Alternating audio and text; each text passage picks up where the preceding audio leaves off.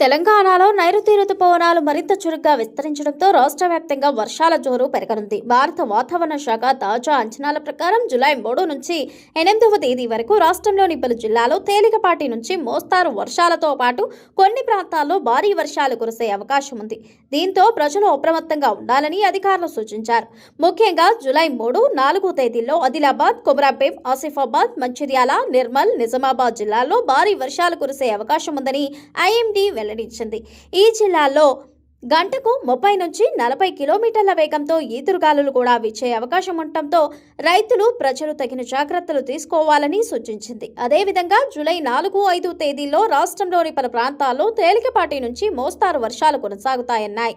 ఈ సమయంలో గంటకు 40 నుంచి 50 కిలోమీటర్ల వేగంతో బలమైన గాలులు వీచే అవకాశం ఉందని హెచ్చరించింది. జూలై 5 నుంచి 8వ తేదీ వరకు కూడా ఇదే తరహా వాతావరణ పరిస్థితులు కొనసాగుతాయని తెలిపింది. భారీ వర్షాల నేపథ్యంలో లోతట్టు ప్రాంతాల ప్రజలు అప్రమత్తంగా ఉండాలని, అవసరమైతే మాత్రమే ప్రయాణాలు చేయాలని అధికారులు సూచిస్తున్నారు. రైతులు కూడా పంట పొలాల్లో నీటి నిల్వలు, గాలుల ప్రభావంపై జాగ్రత్తలు తీసుకోవాలని వ్యవసాయ అధికారులు సూచించారు.